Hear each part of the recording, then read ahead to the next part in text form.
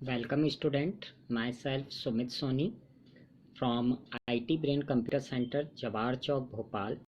आज हम एक और इम्पॉर्टेंट टॉपिक के साथ में आए हुए हैं, फंडामेंटल के जनरेशन ऑफ कंप्यूटर, जिसे कि पीढ़ियाँ हम कहते हैं, कंप्यूटर की पीढ़ियाँ। ये भी एक मोस्ट इम्पॉर्टेंट टॉपिक है PGDCA और DCA के फर्स्ट सेम के एग्ज़ाम से रिलेटेड, जो कि फंडामेंटल सब्जेक्ट में आपसे पूछा ही जाता है हर बार कि कंप्यूटर की पीढ़ियाँ क्या होती हैं, ये कंप्यूटर की हिस्ट्री को बताइए या जनरेशन ऑफ कंप्यूटर आप बताइए। तो आज हम ये टॉपिक को समझेंगे कि जनरेशन ऑफ कंप्यूटर क्या हैं और इन्हें कितने टाइप्स में कैटेगराइज किया गया है। तो हम लोग स्टार्ट करते हैं जनरेशन ऑफ कंप्यूटर। इसे जनरेशन ऑफ कंप्यूटर को 5 जनरेशन में डिवाइड किया गया है। First generation, second generation, third generation, fourth generation and fifth generation. अब इनके टाइम पीरियड भी डिफरेंट हैं। जैसे कि आप देख रहे हैं कि जो फर्स्ट जनरेशन है इसका टाइम पीरियड 1946 से 1959 तक है। आप लोगों को एग्ज़ाम से रिलेटेड ये टाइम ड्यूरेशन ज़रूर से याद रखना है कि 1946 से 1959। इसी तरह से सेकंड जनरेशन जो है उसका टाइम पीरियड है हमारा 1959 से 1965। थर्ड जनरेशन जो कंप्यूटर है उसका टाइम पीरियड है 1965 से 1971। फोर्थ जनरेशन का है 1971 से 1980 एंड फिफ्थ जनरेशन का है 1982 ऑनवर्ड, यानी अभी तक हमारा फिफ्थ जनरेशन चल रहा है। इस तरह से कंप्यूटर की जनरेशन को 5 जनरेशन में कैटेगराइज या डिवाइड किया गया है। अब एग्ज़ाम्स से में आप लोगों को ये टाइम पीरियड ज़रूर से याद होना चाहिए, तो इसे याद करना भी कोई मुश्किल काम नहीं है। कि जैसा कि हम लोग जानते हैं कि फर्स्ट जो कंप्यूटर था जो वो 1946 में आया था, जो कि हम कह सकते हैं कि हम जानते हैं कि कंप्यूटर का जो फादर जिसे कहा जाता है चार्ल्स बेबेज, है ना। तो उसी टाइम पे ये 1946 में ये फर्स्ट कंप्यूटर आया था जिसका नाम था एनिएक।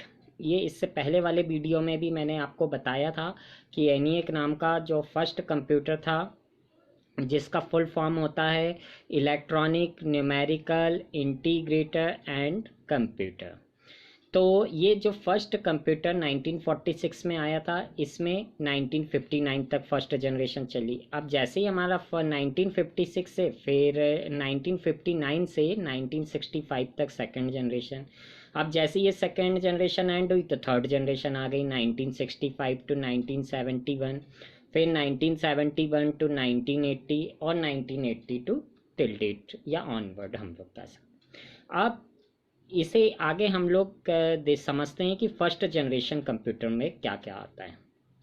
तो जो फर्स्ट जनरेशन के जो कंप्यूटर थे, इसमें जो कंप्यूटर्स आए थे, इसे सबसे पहले जेपी एकर्ट एंड JW मॉची, इनने एनिएक नाम का एक कंप्यूटर बनाया हुआ था जो 1946 में ही लॉन्च हुआ था। इसी तरह से और भी दूसरे कंप्यूटर थे जिनके नाम एडवेक है, यूनिवैक है, IBM 701 है, IBM 650 है। तो इस तरह से बहुत सारे कंप्यूटर उस टाइम पे इंट्रोड्यूस हुए थे। इस टाइप के जो कंप्यूटर थे इसमें इंटीग्रेटेड सर्किट के रूप में या हम लोग यूज़ करते थे वैक्यूम ट्यूब का यूज़ किया जाता था। ये इस तरह से, जैसा कि डायग्राम आप देख रहे हैं वैक्यूम ट्यूब का, इस तरह से ये वैक्यूम ट्यूब का डायग्राम होता है। तो ऐसे वैक्यूम ट्यूब यूज़ किए जाते थे। अब इसके बहुत सारे एडवांटेज भी हुए कि फर्स्ट जनरेशन के, इसे हम लोग समझते हैं कि क्या क्या हुए। जैसे कि हम देखते हैं कि it made use vacuum tubes, ये जो कि हम जानते हैं कि वैक्यूम ट्यूब्स का यूज़ करते थे। और ये क्या होता है कि the only electronic component available during those days. तो उस टाइम पे ये एक इकलौता इलेक्ट्रॉनिक कंपोनेंट था जो कि यहाँ पे यूज़ किया जा रहा था। और इसमें बहुत सारे, जैसा कि हम लोग जानते हैं कि फर्स्ट जनरेशन का जो कंप्यूटर थे वो ओनली कैलकुलेशन करने का वर्क करते थे। तो ये मिली सेकंड में बहुत सारे कैलकुलेशन को परफॉर्म करके दे सकता था। अब ये इसका एक एडवांटेज हुआ कि ये शुरू में जो कंप्यूटर बनाए गए थे, जैसा कि हम लोग जानते हैं कि इसका साइज़ बहुत बड़ा था, एक कमरे के साइज़ के बराबर था इसका साइज़। तो ये ओनली क्या करते थे कि कैलकुलेशन करने का वर्क करते थे, और इसमें हम मशीनी लैंग्वेज यानी 0 और 1 की ही लैंग्वेज का यूज़ करते थे इसे यूज़ करने के लिए। अब यहाँ पे इसके कुछ डिसएडवांटेज भी हैं, जैसा कि हम लोग जानते हैं वेरी बिग साइज़, इसका साइज़ बहुत बड़ा था, एक कमरे के साइज़ के बराबर होते थे उस टाइम के कंप्यूटर। और जो इनका वेट था वो था 30 टन्स, 30 टन अबाउट इनका वेट होता था। और इसमें ओनली हम किसका यूज़ करते थे, वैक्यूम ट्यूब का यूज़ करते थे, जो कि कई लाखों हज़ारों की संख्याओं में यूज़ किए जाते थे। तो अब ये वैक्यूम ट्यूब क्या होते थे कि हीट बहुत सारी प्रोड्यूस करते थे, और बहुत सारी हीट प्रोड्यूस करने के साथ में ये जल भी जाते थे, ख़राब हो जाते थे, यानी इनका मेंटेनेंस चार्ज भी हमें करना पड़ता था, और इसे लार्ज कूलिंग सिस्टम, और इसे हमें एयर कंडीशन में रखने की ज़रूरत होती थी, यानी मेंटेनेंस चार्ज भी इसमें ज़्यादा लगता था। और इसमें हम लोग किसका यूज़ करते हैं, जैसे कि मैंने बताया कि ओनली मशीनी लैंग्वेज ही ये समझता था, और इसी में हम आजकल देख रहे हैं कि कंप्यूटर बहुत ज़्यादा यूज़र फ्रेंडली हो गए हैं, बट उस टाइम पे मशीनी लैंग्वेज का ही यूज़ किया जाता था। तो इसमें कंप्यूटर को चलाने के लिए सबसे पहले मशीनी लैंग्वेज भी सीखनी पड़ती थी, उसके बाद में ही इसे ऑपरेट किया जाता था। फिर धीरे धीरे इसमें सुधार किया गया, फिर आई हमारी सेकंड जनरेशन। तो सेकंड जनरेशन का जो टाइम पीरियड था ये था हमारा 1965 टू 1971।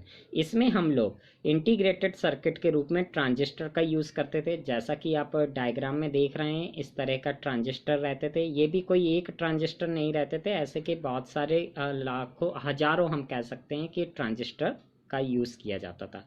और उस टाइम पे जो कंप्यूटर आए थे उनके नाम थे हमारे IBM 7094, CDC 61604, फिर यूनिएक 1108, इस तरह से ये कंप्यूटर आए हुए थे। अब इसमें बहुत सारे एडवांटेज ये हो गए थे कि इसका साइज़ रिड्यूस हो गया था as the comparison of first generation computer, यानी इसका साइज़ भी उस जनरेशन के कंप्यूटर की तुलना में कम हो गया था। ये लेस एनर्जी प्रोड्यूस करते थे किसके कंपैरिजन में, फर्स्ट जनरेशन के कंप्यूटर में, कंप्यूटर की तुलना में, बट इन्हें अभी भी एयर कंडीशन में ही रखना पड़ता था। अब इसमें हम मशीनी लैंग्वेज की जगह किसका यूज़ करने लगे थे, असेंबली लैंग्वेज का यूज़ करना। जैसे कि हमें पता है फर्स्ट जनरेशन का साइज़ भी बड़ा होता था, बहुत सारी एनर्जी प्रोड्यूस करते थे, और उसमें मशीनी लैंग्वेज का हम लोग यूज़ करते थे। तो उन डिसएडवांटेज को देखते हुए फिर कुछ एडवांटेज आए जिसको कि यहाँ पे सॉल्व किया गया। जैसे कि इसमें हम वैक्यूम ट्यूब की जगह ट्रांजिस्टर का यूज़ करने लगे थे। फिर ट्रांजिस्टर का तो यूज़ करते ही थे, साथ में ये कम एनर्जी भी प्रोड्यूस करने लगे थे, बट अभी भी इन्हें एयर कंडीशन में रखने की ज़रूरत होती थी। अब मशीनी लैंग्वेज की जगह इसमें हम लोग असेंबली लैंग्वेज का यूज़ करने लगे थे, जो कि कुछ कोड लैंग्वेज होती है, एम न्यूमेरिक कोड्स होते हैं, ये कोड लैंग्वेज होती है जिसके थ्रू इसका यूज़ किया जाता है। जैसे कि हम ये बता सकते हैं कि प्लस करने के लिए, अभी तक हम प्लस कर दो नंबर्स को अगर मुझे प्लस करना है तो 2 + 3 इस तरह से मैं लिख दूँ तो इसका आंसर आ जाता था 5। इसी तरह से अगर मुझे उस टाइम पे दो नंबर्स को ऐड करना रहता था तो इसके लिए एक कोड बना दिया गया था, इसे इन्वर्टेड कॉमा डबल कोडेड के अंदर, जैसे कि मैं लिख दूंगा ऐड, इस तरह से मैंने ऐड लिखा, और यहाँ पे जो भी नंबर मुझे ऐड करना है 3, फिर इक्वल टू के लिए फिर मैं कोड लिखूंगा यहाँ पे इक्वल करके, और फिर यहाँ पे इसका आंसर जनरेट होता था। तो इस तरह से ये जनरेट किए जाते थे। ओके, तो ये फिर भी मशीनी लैंग्वेज की तुलना में बहुत इजी हो गया था। अब इसमें कैलकुलेशन भी फास्ट हो गया था। ये अभी तक मिली सेकेंड में जो कैलकुलेशन फर्स्ट जनरेशन में हो रहा था, जैसा कि मैंने बताया, तो अब ये कैलकुलेशन की स्पीड भी इसमें बढ़ गई थी। ये माइक्रो सेकेंड में कैलकुलेशन परफॉर्म करने लगा था, बट अभी भी इसका साइज़ बड़ा ही था, इसे हम एक जगह से दूसरी जगह पे ईजिली नहीं ले जा सकते थे। अब इसके कुछ डिसएडवांटेज यही हैं कि इसे ईजिली हम एक जगह से दूसरी जगह नहीं ले जा सकते थे, इसमें भी हमें कूलिंग की रिक्वायरमेंट होती थी, मेंटेनेंस चार्जेस बहुत ज़्यादा लगते थे, है ना। तो ये कुछ इसके इस तरह से एडवांटेज और डिसएडवांटेज हुए। अब इसके डिसएडवांटेज को देखते हुए फिर से कि आया हमारा अब थर्ड जनरेशन। थर्ड जनरेशन के जो कंप्यूटर का टाइम पीरियड था वो 1971 टू 1965 टू 1971 था। अब इसमें हम लोग किसका यूज़ करते थे, आईसी का यूज़। इस तरह से आप देख रहे हैं कि इस तरह से आईसी होती थी, जैसे कि टीवी में भी यूज़ किया जाता है। आपने कई बार देखा होगा कि टीवी की आईसी भी रहती है, सेम उसी टाइप से ये आईसी रहती थी। इसका आईसी का फुल फॉर्म होता है इंटीग्रेटेड सर्किट। ओके, क्या फुल फॉर्म होता है, इंटीग्रेटेड सर्किट। अब ये ऐसी आईसी का यूज़ करने लगे थे हम लोग, जो जिसका साइज भी अब कम हो गया था। और इस समय जो कंप्यूटर आए थे उनके नाम थे PDP-8, PDP-11, IBM 360, IBM 370। इस तरह के कंप्यूटर इस जनरेशन में आए हुए थे।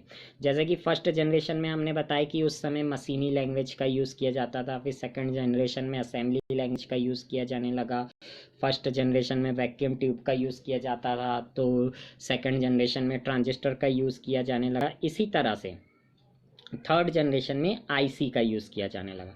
अब जो फर्स्ट जनरेशन के कंप्यूटर आए हुए थे उनका प्राइस भी बहुत ज़्यादा था, उसकी तुलना में सेकंड जनरेशन में कुछ प्राइस कम हो गया। इसी तरह से थर्ड जनरेशन के जो कंप्यूटर आए वो कुछ चीपर हो गए थे हमारे as the compare of second and first generation. Okay, अब इसके एडवांटेज में यही फर्स्ट एडवांटेज है कि भैया कि इसमें इनका जो प्राइस था वो कम हो गया था। इनकी जो यानी वर्क करने की जो स्पीड थी फास्ट हो गई थी, मोर रिलायबल हो गए थे। हाँ, फर्स्ट जनरेशन और सेकंड जनरेशन की तुलना में इनका साइज़ भी कुछ स्मॉल हो गया था। और अब हम इसमें इनपुट के रूप में हम माउस और कीबोर्ड का भी यूज़ यहाँ से करने लगे थे। इससे पहले जब सेकंड जनरेशन था तो उसमें हम लोग इनपुट के रूप में पंच कार्ड का यूज़ करते थे, बट अब हम किसका यूज़ करने लगे थे, यहाँ पे माउस और कीबोर्ड का यूज़ करने लगे थे। यानी 1965 टू 1971 तक हम कीबोर्ड और माउस का यूज़ करने लगे थे। ठीक है, इसमें हम लोग अब बहुत सारे ऑपरेटिंग सिस्टम यानी ऑपरेटिंग सिस्टम का भी यूज़ करने लगे थे। इससे पहले की जो दो जनरेशन थी उसमें ऑपरेटिंग सिस्टम का हम लोग यूज़ नहीं करते थे। अब ये जो इसमें हम लोग ऑपरेटिंग सिस्टम का यूज़ करने लगे थे, तो ये कुछ इसके मेन एडवांटेज हो गए इसमें कि हम ऑपरेटिंग सिस्टम का यूज़ करने लगे थे। कुछ इसका साइज़ भी कम हो गया था, ये कैलकुलेशन करने की स्पीड भी फास्ट हो गई थी, मोर रिलायबल हो गए थे। बट इसमें अभी भी फिर भी कुछ डिसएडवांटेज थे, जैसे कि अभी भी हमें इन्हें एयर कंडीशन में ही रखना पड़ता था। अब इसमें आईसी चिप का यूज़ किया जाता था, जिसके लिए हमें हाईली सोफिस्टिकेटेड टेक्नोलॉजी का यूज़ करना पड़ता था। तो ये कुछ इसके डिसएडवांटेज हो गए थे। इसी को देखते हुए फिर आई हमारी फोर्थ जनरेशन कंप्यूटर। अब फोर्थ जनरेशन कंप्यूटर में हम लोग VLSI का यूज़ करने लगे थे। VLSI माइक्रो प्रोसेसर बेस्ड हम सिस्टम का यूज़ करने लगे थे। इसमें VLSI का फुल फॉर्म होता है वेरी लार्ज स्केल इंटीग्रेशन।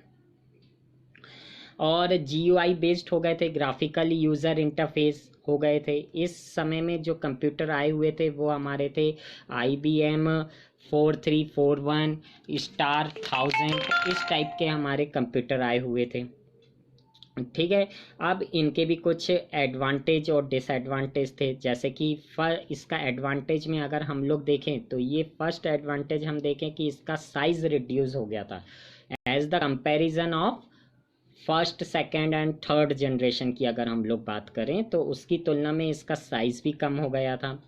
फिर इसमें अब कैलकुलेशन करने की स्पीड भी फास्ट हो गई थी।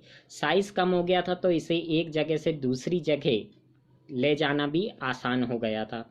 इसमें हम लोग लेस मेंटेनेंस की भी रिक्वायरमेंट, यानी अब हमें ज़्यादा मेंटेनेंस करने की इसमें ज़रूरत नहीं पड़ती थी।